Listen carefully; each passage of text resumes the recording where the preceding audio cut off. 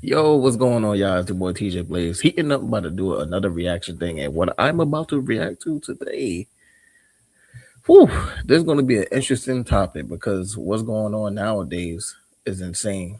With this masculation, women saying man is not being man no more, men, some men not trying to be man no more. It's too much chaos going on nowadays. So the name and title of this video is "Men Don't Need More Therapy, They Need More Testosterone."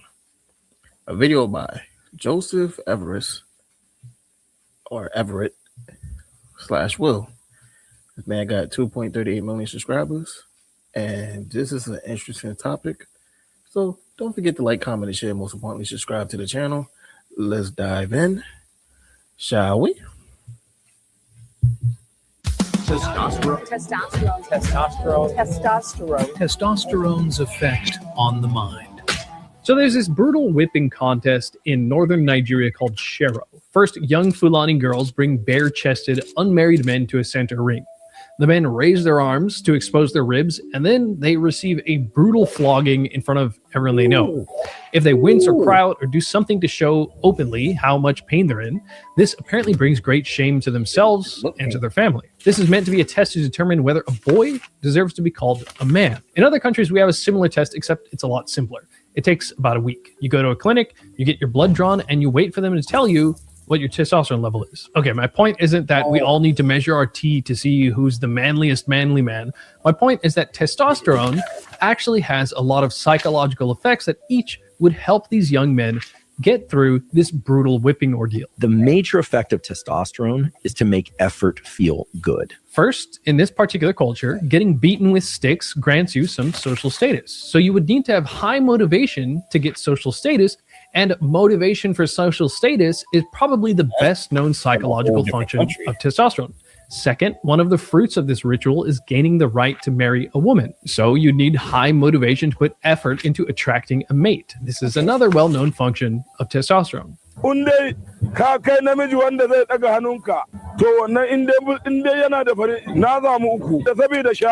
Third, since everyone is literally watching your manliness be challenged, you need high resilience to social anxiety. The research suggests that testosterone can have potent anti-anxiety effects, and it especially reduces social anxiety. So I bet that testosterone has something to do with that stat, finding that 45% of Gen Z, age 8. See, I always wanted to understand more because I have days when I actually look into like certain studies and to realize where it come from, like social anxiety and stuff like that. Because I'm kind of that person that slightly got it. It's just an off and on thing. And I know people will be like, man, be a man, just go out there and talk. But a lot of people in the world can't just go outside and talk. And I can't do a compare and contrast with everybody, but it's going to be things that's relatable, you know, amongst people. So you got the people, you know, based off the sayings and the words they use behind it: extrovert, introvert, the ambivert, and ambivert, and all the other stuff. So I don't even want to put myself in that kind of category, but those are the words that's there defending, you know, a character that you are, stuff like that. But let's continue. 18 to 25 have never approached a woman in person for a date. Fourth, this is a Yes, especially in this time, this modern time, based off everything is going up, and it's the fact that people trying to say don't use rent going up and everything as an excuse. It's a valid reason. That is valid because it'll make you just feel like you want to be like, yo, I don't think I could do this. And that's why they're gonna be like, oh, that's why I want to find the man with the six figures. Look, the guy with the six figures don't even want majority of these women. They just want a quick nut and they gone. They adios, they gone. They're gonna be like this. Out of there. Just out of there like Mario. And hit you with one of these. And you're gonna feel like shit.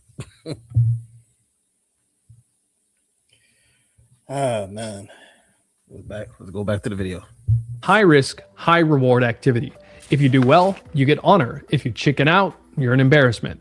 Testosterone, of course, makes people less afraid to take risks. Lastly, of course, you need a very high pain tolerance, and testosterone even plays a role in reducing your sensitivity to pain. The tough reality about testosterone is that your brain could raise your testosterone right now, but it doesn't feel like it because it thinks you're a loser. Low T has been linked to everything from loss of energy, muscle mass, and sexual function. The effects of testosterone almost sound like magic. We've all heard that testosterone makes you look good. It increases muscle mass and reduces body fat, but it can have significant mental effects as well. The research suggests it can increase confidence, energy, and mood. Testosterone may reduce overthinking and make you more persistent, so you work harder before you give up. It even has an antidepressant-like effect, and again, it makes you less anxious. The anxiety-lowering effect of testosterone could lead to less procrastination. We've all heard about supplements, nutrients, foods, herbs, and exercises that are supposed to increase testosterone. But not enough people are talking about your psychology and how simply the behaviors you choose to do can affect testosterone. There are moments in our life that can significantly raise our testosterone, and there are moments that can lower our T. So about 13 years ago, I was sitting in an office in the financial district of Tokyo, and a man in a suit was saying to me, "You've got the job if you want it." I definitely did want that job. What? He was testing your confidence. And of course, if you know you want the job, you're gonna stand on that to be like, yeah, I want this fucking job. Especially if this is something that you're looking forward to. You want that job. And they want to see how badly you want the job, but you don't want to show that desperation though. You want to show the confidence, but you don't want yourself to be overly confident. But it depends on who you're dealing with that will like that stuff. They see your pride and ego and they can respect it. So they go based off the level of respect. Considering at the time I was working 2 hours away from Tokyo in a town where nothing ever happens. Leaving his office with a job offer, I felt amazing. Probably how those people in those 90s Mentos commercials felt. After that, I went to the station, and as I got off the stairs, I noticed a really hot woman waiting around, and she seemed to be glancing my way. At this point in my life, I had next to zero game. Even with plenty of beer in my system at the bar, I would often think a girl glancing my way was just looking at something behind me. But on this day, I quickly assumed that her brief eye contact was probably longer than what's normal, and without thinking, I started walking towards her. I said hi, and a couple minutes and laughs later, she gave me her number. We met up for drinks the next week. So what exactly happened here? How did a job interview give me more courage and game than beer? So here's the thing. Winning actually significantly changes your body chemistry. Winning raises testosterone. When men win a competitive task, their testosterone just kind of goes through the roof. It goes up big time. It doesn't have to be at sports either. Researchers found testosterone increases even in people who win at chess. Actually, men only have to think that they won to get this testosterone boost. Anthropologists at Cambridge rigged some rowing machines so a winner would be randomly decided.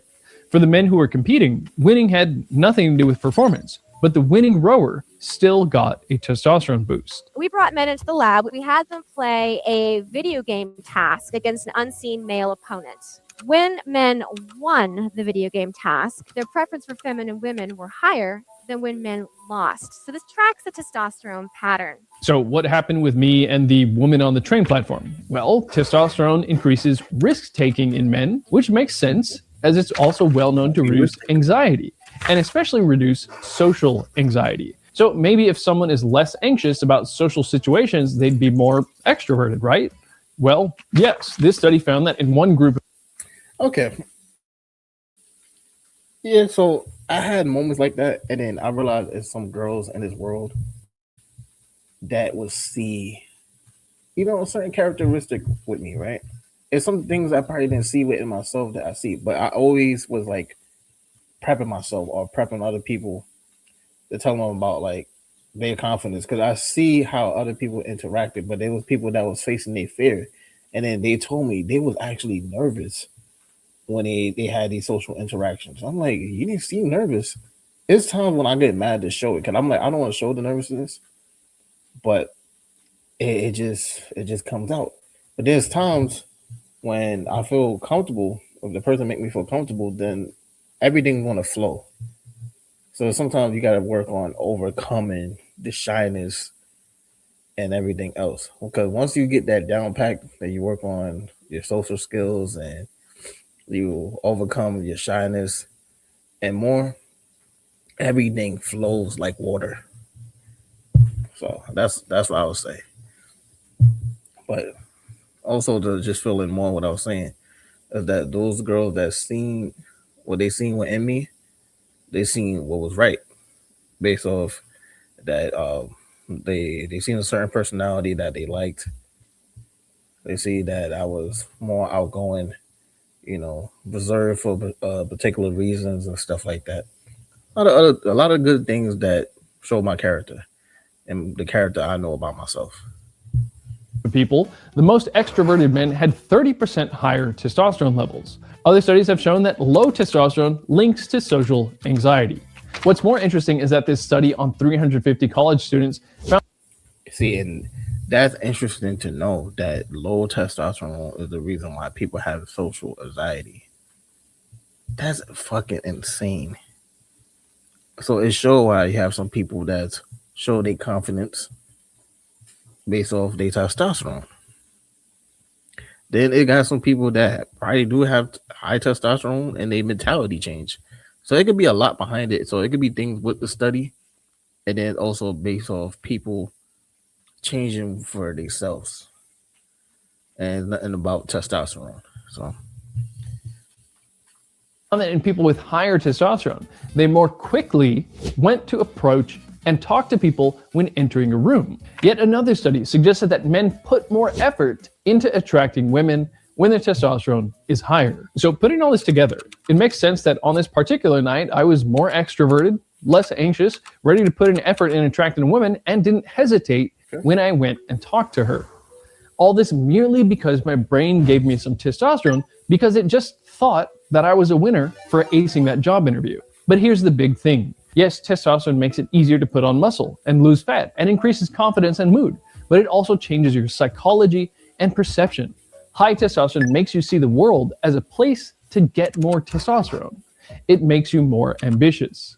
Movie director James Cameron, whose films have earned over $8 billion at the box office, claimed once that testosterone is a toxin that you have to slowly work out of your system, which is interesting considering he made that remark after ambitiously pursuing his career, which earned him several hundred millions of dollars. The scary thing is that testosterone levels have been declining for decades. Just between 2000 and 2016, the testosterone of men in their 20s declined about 100 points, meaning the average testosterone level is likely even worse today.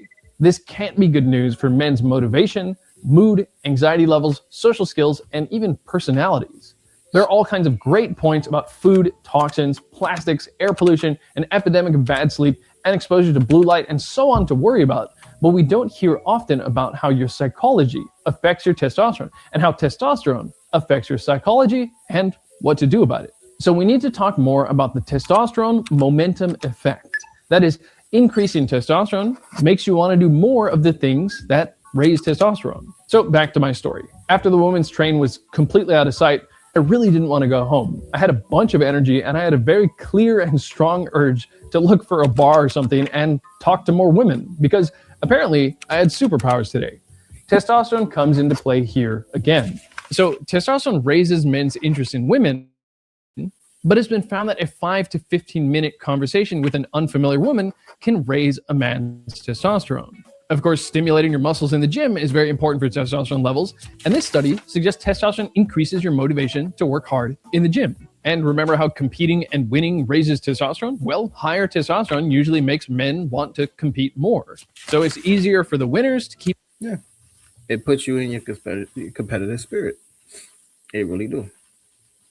And sorry if I, sound that a little off and all that stuff. My nose, I'm just congested a little bit.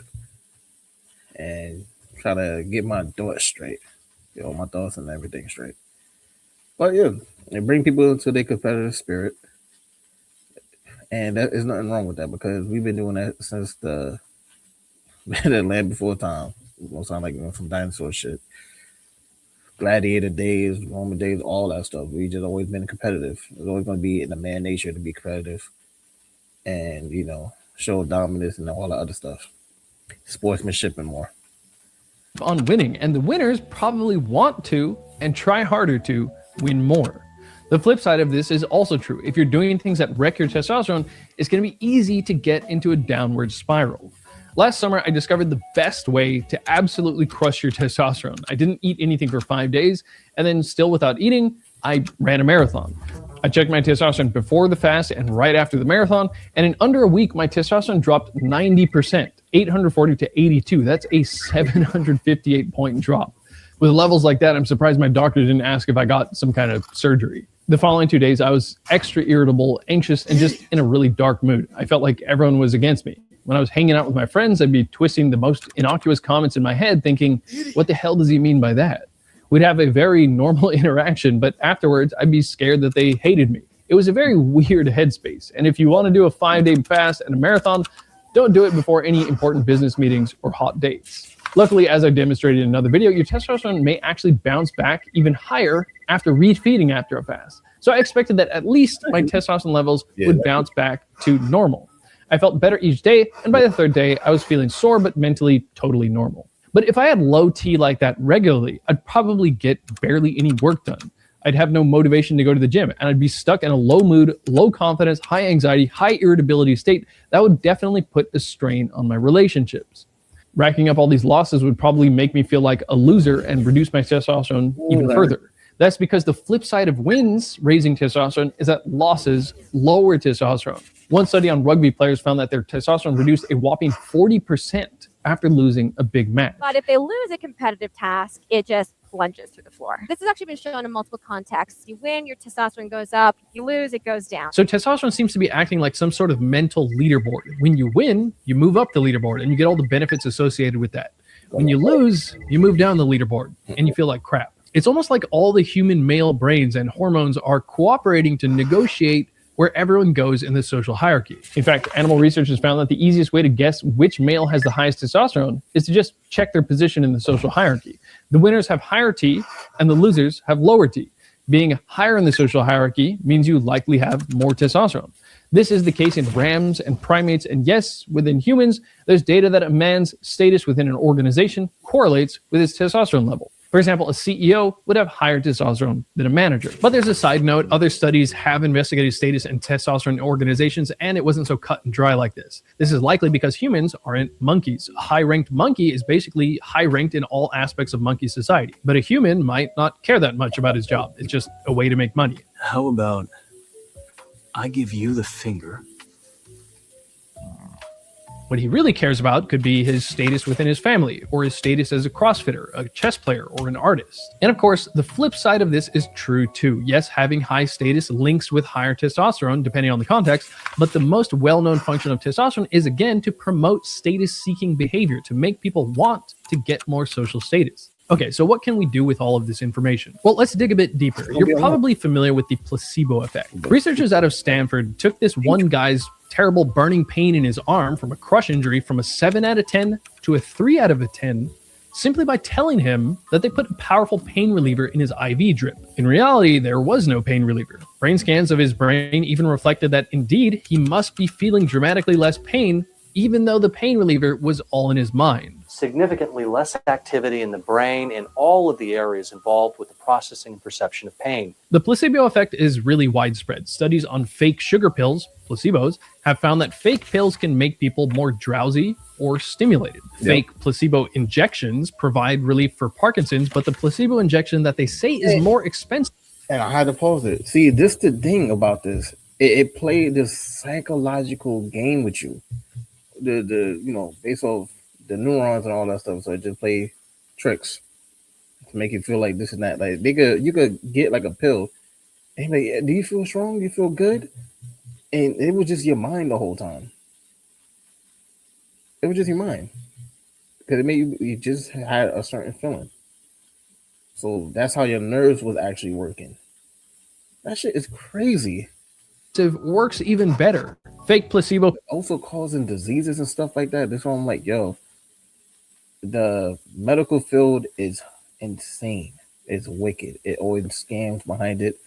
And this is a whole other discussion. So I would just let that be. But the people that open their eyes, they see what comes behind this medical stuff. There's a lot. Pills even provide relief in irritable bowel syndrome, even if the people are straight up told it's a placebo. In depression drug trials, about 35 to 40% of patients improve on placebo alone. Even fake knee surgeries provide lasting relief. There's even placebo sleep. In this one study, researchers asked people about how they felt their sleep quality was the night before. Then they ran some tests using a bogus machine that the researchers claimed could accurately tell how good their sleep quality was. This was a lie. Then they did some cognitive tests. How good the people said their sleep was didn't even matter. Only the fake test results linked with cognitive performance. The people who were just told that they had really high sleep quality did better on the cognitive tests. And the people who were told that they had bad sleep quality did worse on the cognitive tests. Their actual reports of sleep quality didn't matter. Since good quality sleep is the most important first step for keeping your testosterone levels high, it would be interesting to see if being lied to about your sleep quality could affect people's testosterone. Speaking of placebos, as we already discussed, to get that winner's boost in testosterone, you only have to think that you've won. Now, this isn't all some big argument for manifesting daily affirmations or for visualizing yourself as some kind of 20-foot tall, high testosterone man in the sky. But your mentality and perception are important. Testosterone benefits your mind, and your mentality benefits your testosterone levels. So, is the way your life is set up making you feel like you just keep losing, or do you feel like you're racking up wins? Do you have a job? No. You got money? No. You got anything on the horizon? No. While writing his book about testosterone and psychology, Professor of Psychology James McBride Dabbs noticed he was feeling quite dejected and pessimistic about his book when his wife gave him feedback that the draft for one of the chapters really wasn't that good. So he thought to check his testosterone. The next day, after a good night's sleep, he found himself feeling much better and much more optimistic, and he checked his testosterone again. According to him, his testosterone was about 30% higher on the day that he was more optimistic. The point is, you won't do yourself any favors by staying up all night listening to sad music and reading the hyper-pessimistic philosophy of Arthur Schopenhauer, or reading depressing articles about how the world is about to end because of AI and global warming. Again, because in general, the physiology works on psychology and vice versa. If you do all the the shit about AI is scary. It's scary. But I don't think it's going to just make the world end. physical things like fixing your sleep, fixing your diet, working out, getting plenty of sun, and stop drinking so much alcohol, you'll probably find yourself more optimistic and just not even interested in pessimistic philosophers. Going further, if your relationship has devolved into endless bickering, your brain and HPG axis are probably going to see you as kind of a loser, and it'll be stingy with the testosterone. If your job feels completely meaningless and your work is underappreciated, that's probably not good either. If you've got no new goals and you're stuck in the same safe routine, you don't even have things to win at. On the flip side, if you have some solid goals that excite you, you'll have more chances to feel like a winner as you make progress and rack up indicators that you're getting closer to your goals. Now, James Dabbs also reports that one of the characteristics of high testosterone males is that they like to or need to be around people a lot. I mean, sometimes we have to lock in alone to get our projects done. I do that a lot, but I really don't buy this trend of trying to make being a Sigma male cool. A Sigma male is often described as a lone wolf who grinds in solitude.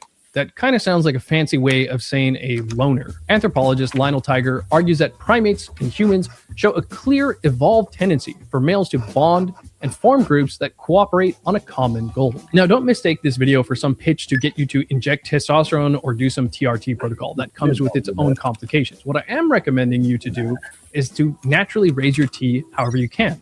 The big point of here is that your physiology and psychology are very closely linked. It seems nowadays some people can get too focused on fixing their psychological issues, healing their trauma, or just healing in general. And they get more and more caught up in trying to find the best therapy modality or psychedelic retreat. Now, all that stuff can be helpful and kind of fun, but depending on the person, optimizing health and hormones might just be a lot quicker solution. Also, testosterone levels are a fantastic indicator and a rule of thumb, but it's not only about how high your T is, of course. Androgen sensitivity, levels of free testosterone, DHT, cortisol, estrogen, prolactin, and so on all come into play. Right. I recently put out a video on keeping your balls cool to protect your testosterone because balls simply don't operate as well when they're too hot. But the two most basic first steps for raising your testosterone are optimizing your sleep, losing weight, and lifting weights. Particularly squats, but sprints are also an excellent exercise for testosterone. But when you're doing those sprints, you might be leaving some energy on the table by not replacing the sodium and electrolytes you lose through sweat. I ain't gonna hold you. Is I could tell the difference because I've been off and on, like my weight been shifting. It been times when I'm even trying to walk up the stairs, I feel like I can't. I'm out of breath. I feel like I can't even walk. I'm like, nah, man, this is not good because I don't want to be this person that's feeling like I'm lazy when I used to have an urge of working out. I used to be on the athletic tip, playing football, playing basketball, shit, even handball. I was active, and I haven't been active because I've been so caught up with work. But I don't want to. I don't want that to be the excuse because we still can make time throughout our off days and everything else, which I'm gonna get back to. Tap it in, tap it back into that mindset to work back on my testosterone because I don't want to feel like I got estrogen. I want to know that I have testosterone. So I got to make sure that I be on my shit. I want to be on my Goku shit. You know what I'm saying? Having that aura or that Vegeta shit. Everybody that was strong. You know. But back to the video. Testosterone is, of course, great for energy, but something I've been doing for years to keep my energy levels up is simply taking electrolytes. Yeah. That's where this video's sponsor, Element, comes in. Since electrolytes and sodium are a big part of hydration and maintaining energy levels in general, it can really help to replace the electrolytes you lose when you're fasting, doing a low-carb diet, or sweating a lot at the gym or in the sauna. I often find my energy and focus is generally better throughout the day if I stay hydrated with plenty of water and an Element pack here and there. Element tastes great, and my favorite thing is its simple ingredients. It has a balanced mix of electrolytes, sodium, potassium, and magnesium, along with some natural flavors and some stevia. A whole serving has only 2 total carbs. If you want 0 carbs, there's also a raw and flavored type. If you go to drinklmnt.com/whatI'veLearned, you can get a free sampler pack with any purchase. The pack has 2 each of the most popular flavors, so you can find your favorite or share with a friend. And I just seen another video. They told me why Japan not sick, and they've been actually looking into some stuff with these new medicine studies and stuff like that, or something that's like Ozempic, but better apparently. But that's a whole different thing. But this was a very, very informative and educational video. I know I'll be having a lot of these moments when I'll be stumbling and stuttering words, but hey, I'm human. Sometimes it happens because I talk fast. But yeah. So this show for us men, right? There's more of a video directed towards the men.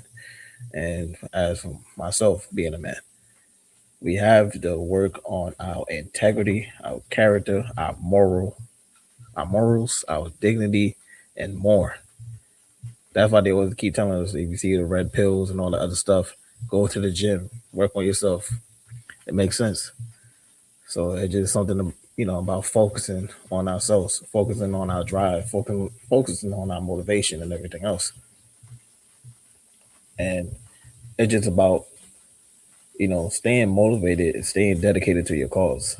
Because if you don't stay motivated, dedicated to your cause, then you're just going to be a lost soul. And for me, myself, I don't want to be a lost soul. So I'm doing my best to encourage myself, got the encouragement from my people, and just stick to my motives and my drive to elevate in my life and be on my P's and Q's, But tell me what y'all think in the comments below. If y'all gonna be on y'all manly man stuff, being a manly man, a man's, all that stuff. Oh man. Just let me know, man. Tell me in the comments below. And I'll see y'all in the next one.